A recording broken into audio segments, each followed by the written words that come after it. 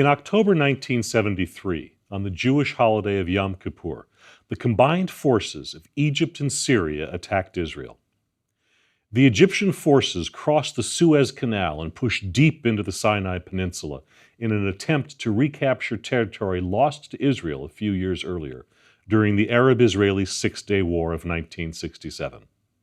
At the same time as the Egyptians were crossing into the Sinai, Syrian forces advanced into Israel-occupied Golan Heights.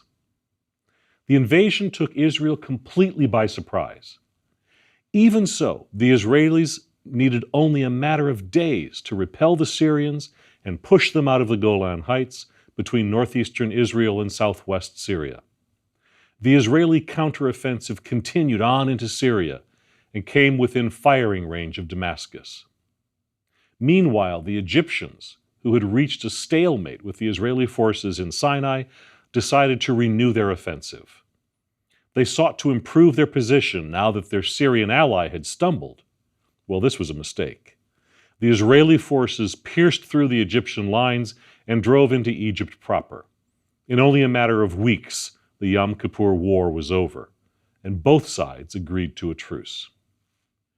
The Israelis had won the military battles, but at a high cost in lives, and perhaps more importantly, prestige, since the Egyptians and Syrians had so easily breached Israeli defenses. The Six-Day War was ostensibly fought over lost territory. But it was also one of several armed conflicts in the region between the Arab states and Israel since 1948, when the United Nations created Israel as a Jewish state. Along with the Yom Kippur War, these confrontations were bound up in the Cold War as the various sides received arms from the competing Cold War superpowers. The USSR backed Syria and Egypt until Egyptian President Anwar Sadat ordered his country's Soviet advisors to leave Egypt in 1972, and the United States backed Israel. Despite the potential for direct conflict, the Soviet Union and the United States were able to avoid going to war with each other over the situation in the Middle East. But these were still intense times. The Yom Kippur War in October 1973 is known for injecting a major new economic element into the way that wars are fought. You see, when the conflict erupted, the Arab oil-producing states, known as the Organization of Arab Petroleum Exporting Countries, or OAPEC, initiated an oil embargo against the United States and Europe, hoping to force them to convince Israel to modify its policies vis-à-vis the disputed territories in the Golan Heights and Sinai. This embargo increased demand for oil and was coupled with price increases at the source. Within 6 months, the price of oil had quadrupled. So oil had become a weapon in geopolitical disputes, and to one degree or another has continued to play a role in global affairs ever since. But how did the world get to this point? And how did the developing countries of the Middle East get to the point where they could have such a central role to play in world affairs by the last quarter of the 20th century? The answers to these questions are found in 4 interrelated themes. First, the breakdown of the Ottoman Empire's rule over most of the Middle East in the years following World War I destabilized the region. Second, continuing attempts by Western nations to dominate the world even after the zenith of the colonial period, and in particular their attempts to exert political and economic power in the Middle East, increased tensions in the region. Third, a global shift in fuel consumption provided oil-producing nations with an outsized role in world affairs. And fourth, the softening of the post-World War II economy exposed the tenuous nature of the West's success. So let's start with the breakdown of the Ottoman Empire following World War I. Why the Ottoman Empire was involved in World War I is a bit of a mystery. The Ottomans sided with Germany, though the Germans weren't particularly interested in an alliance with the ruling Turks in Constantinople. The Ottomans entered the conflict after Russia, one of the Allied powers, declared war on the empire. The Russian action came in response to an Ottoman attack in the Ukraine on the Russian-held Black Sea port of Odessa a few months after World War I began. The Ottoman Empire was a mostly rural domain, extending from Europe to the Middle East. And now it was locked in combat with the world's industrialized powers. What has this got to do with the development of the Middle East? Well, the Ottoman Empire had been crumbling even before the war, and it was beset by rebellions during the war, the most significant of which was the Arab Revolt of 1916 to 1918, during which Arab nationalists sought to break away from the Ottoman Empire. It was in this Arab revolt that a young British army officer named T.E. Lawrence, better known to us as Lawrence of Arabia, was a major figure in organizing Allied support to the Arabs. The Ottoman Empire comprised most of modern-day Turkey, Lebanon, Syria, Iraq, Israel, and Jordan. And it nominally controlled, though it no longer was an actual military presence, in Egypt, the Sudan, and most of Saudi Arabia.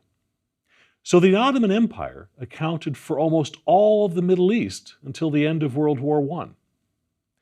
After the surrender of the Ottomans in October 1918, the Armistice of Mudros allowed the Allies to occupy parts of Turkey, and the Treaty of Sèvres in 1920 partitioned the old Ottoman Empire among the Allies.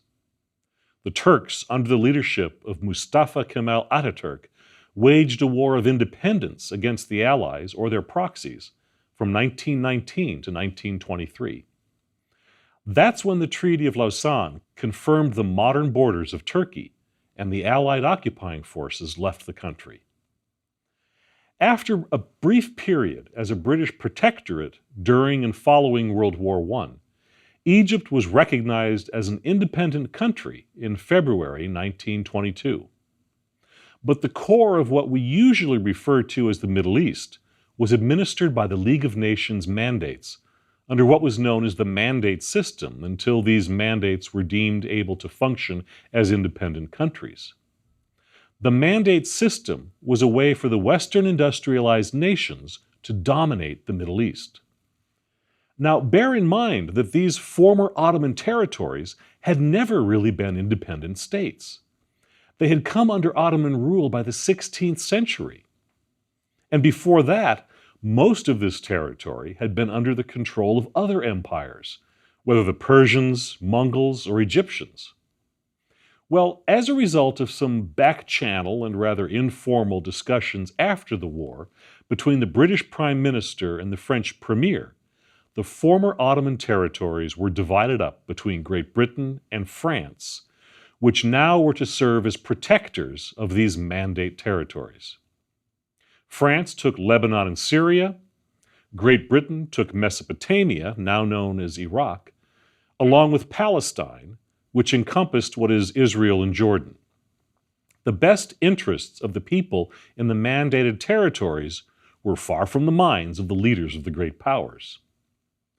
Why did Great Britain and France claim these mandate territories?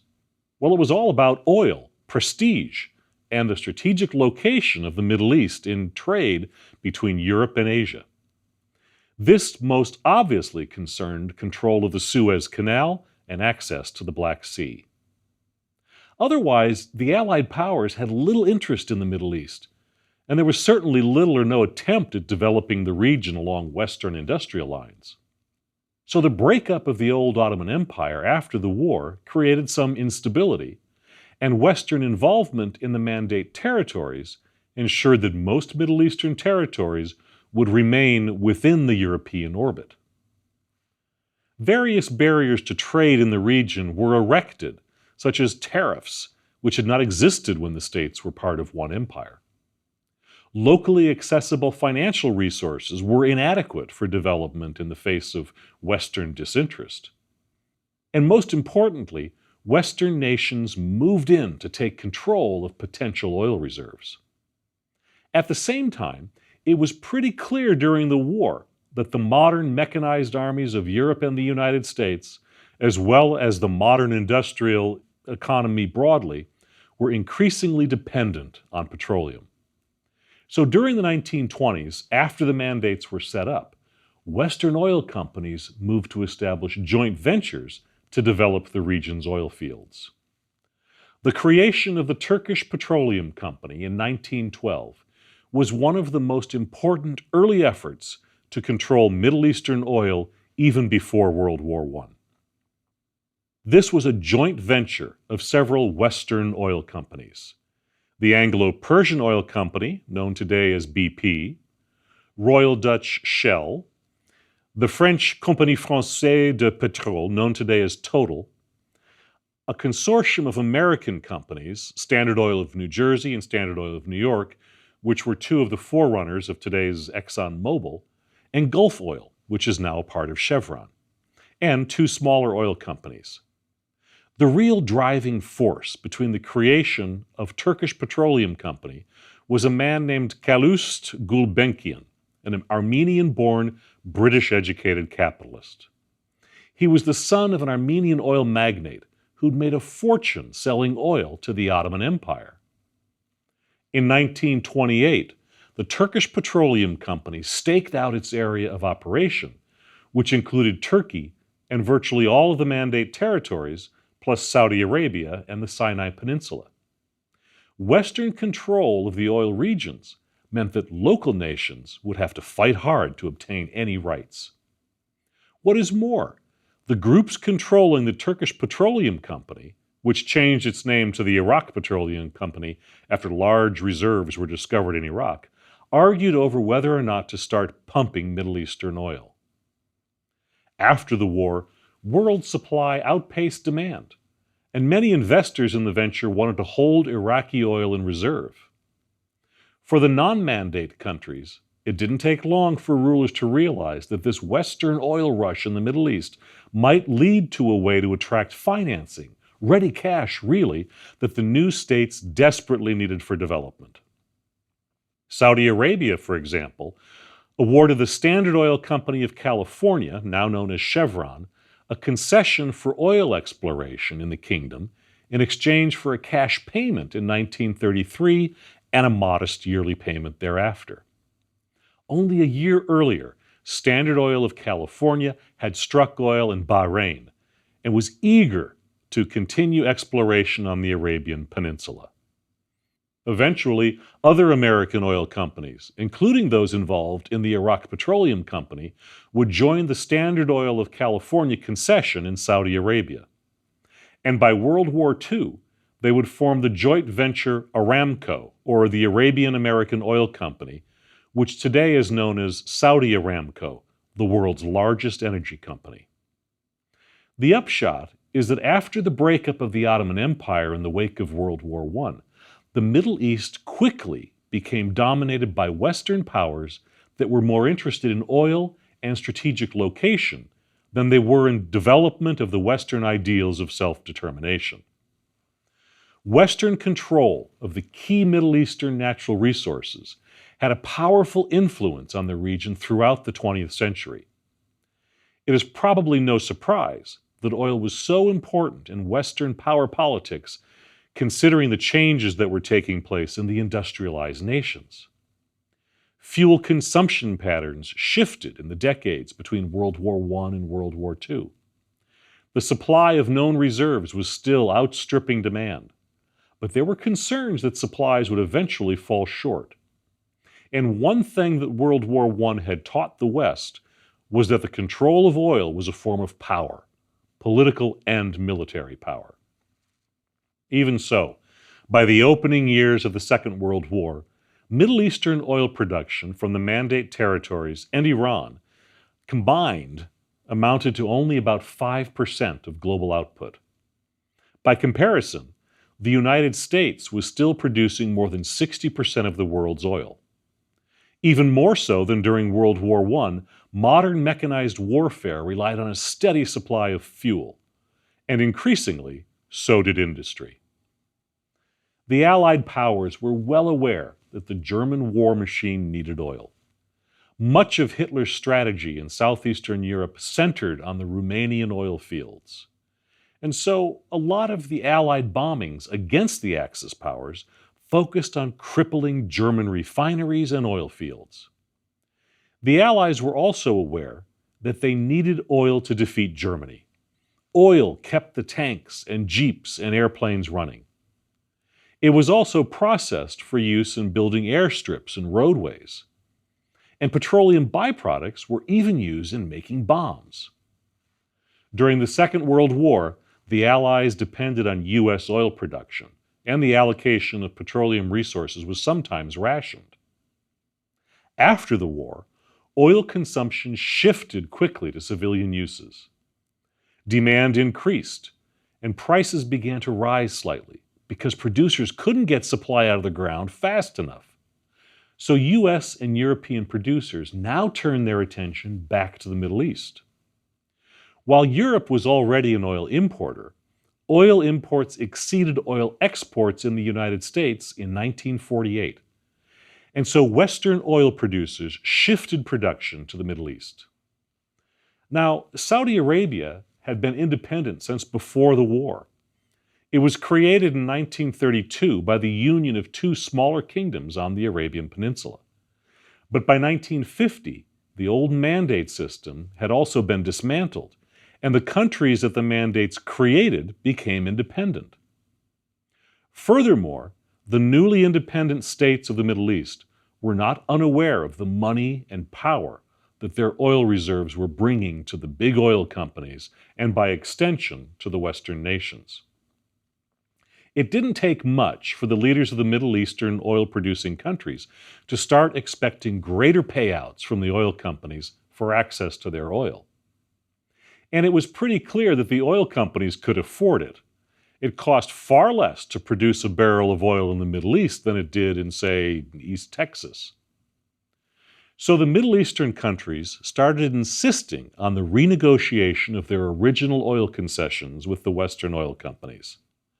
The result was a vastly improved financial package for the Middle Eastern oil-producing countries in exchange for the continued rights of the oil companies to take the oil. And demand for oil just kept increasing. Between 1950 and 1970, consumption in the United States tripled. Europe had a 14-fold increase in oil consumption during the same period. Japan's increase was even greater, and supplies grew just as fast.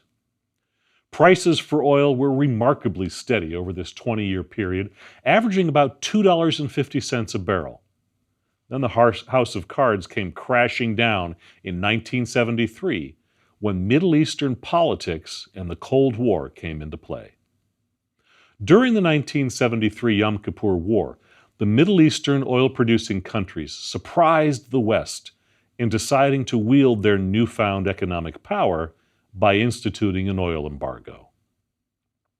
Middle Eastern oil producers made it clear that they would control their oil even if the companies producing it were American and European. As soon as the Arab oil-producing nations chose to make oil an economic weapon in 1973, the price shot up, and the result was a global recession. Now, to be sure, this was not the first time that sovereign states thought they could trump multinational corporations in the control of their natural resources.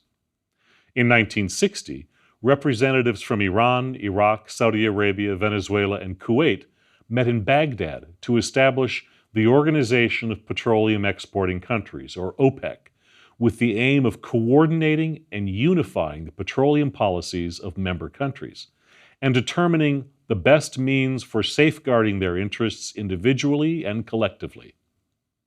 A principal way to safeguard their interests was to stabilize prices and eliminate price fluctuations. OPEC did a good job of stabilizing prices. Adjusted for inflation, prices actually declined during the 1960s. But OPEC eventually would admit several other oil-producing countries with widely differing political and economic goals, not all of which necessarily wanted to pursue the policy of oil as a weapon. And this is why it was not OPEC, but a separate group that was established a few years later, known as the Organization of Arab Petroleum Exporting Countries, that put the oil embargo in place. The United States negotiated with the King of Saudi Arabia to end the embargo, in the months following the conclusion of the Yom Kippur War. But Saudi Arabia was reluctant to take the lead and end it. Arab conditions for lifting the embargo needed to be met first, and most of these were unacceptable to Israel and its allies.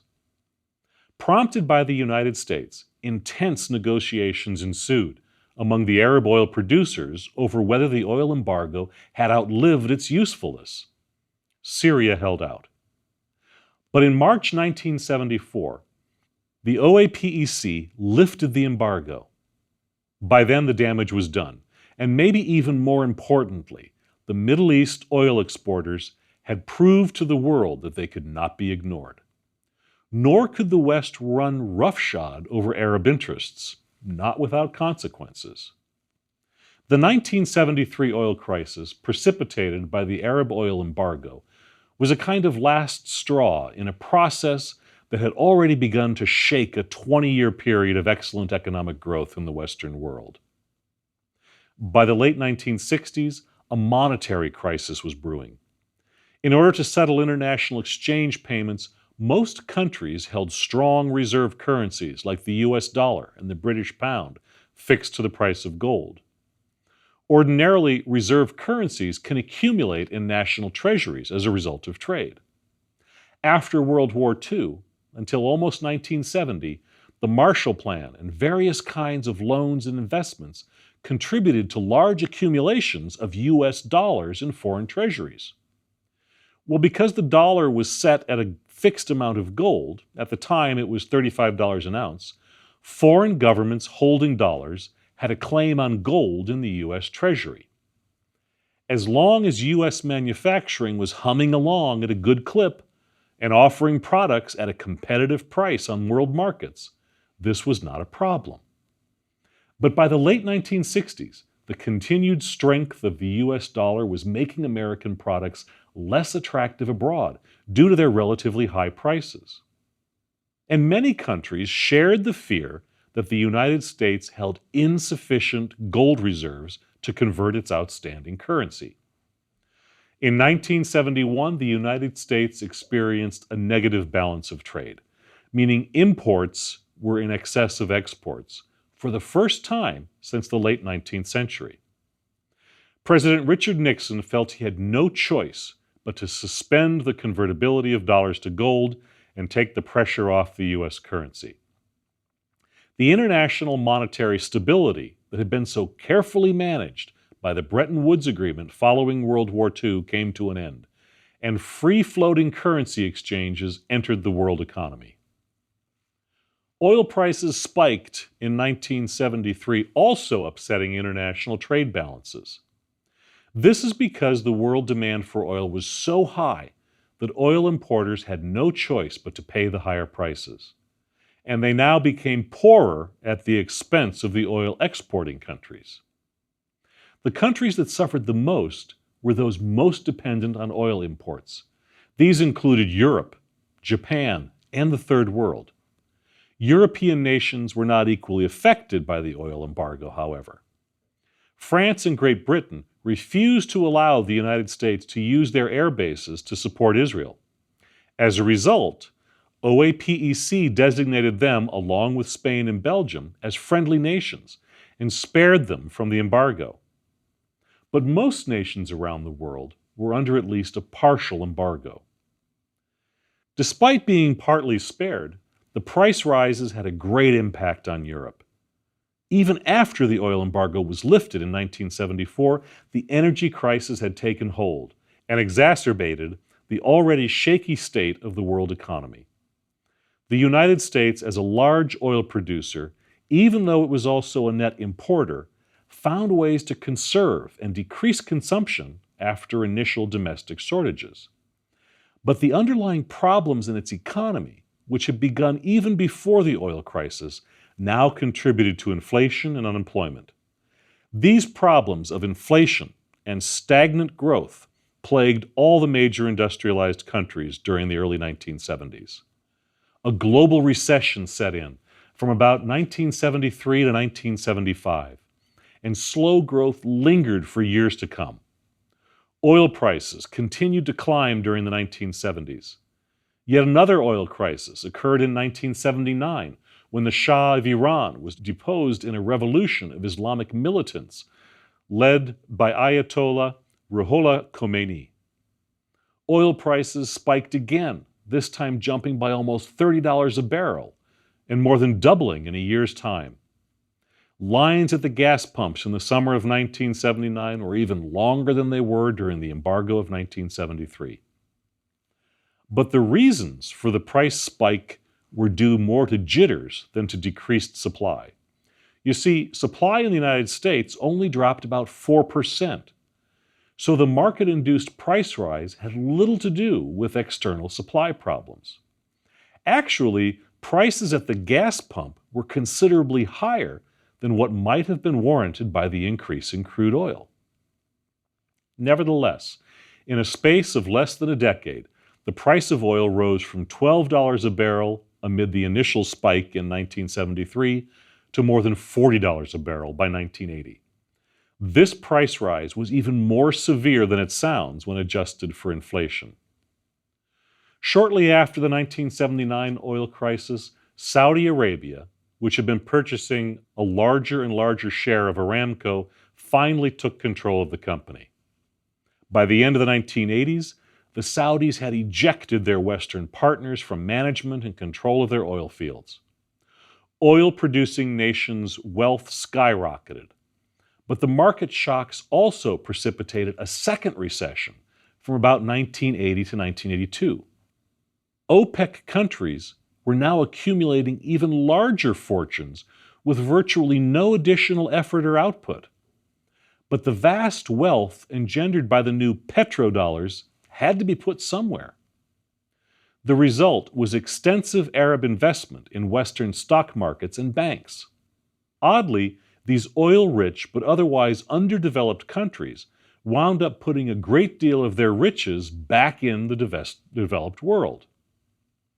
Some OPEC countries, especially those with substantial populations, decided to spend their newfound wealth on modernization and industrialization projects within their own countries. These required considerable capital expenditures, and the projects often benefited Western companies with the expertise to construct them. As a result, many OPEC countries wound up with significant debt and needed cash to pay it off. All the while, the Western countries were finding ways to decrease their own consumption and dependence on OPEC oil. Often, this was by finding other sources, such as North Sea oil in Europe and Alaskan crude in North America. Amid fluctuating oil fortunes that rose and fell based on foreign levels of demand, Saudi Arabia frequently tried to pressure fellow OPEC members to reduce production in order to stabilize or increase prices. But the rest of the organization chose not to follow the kingdom's lead. In 1986, Saudi Arabia broke with OPEC and increased oil production dramatically, compelling a huge drop in the price of oil. Between 1985 and 1990, oil prices fell in half. That got OPEC's attention, and soon the oil-producing countries began more closely managing production to increase prices.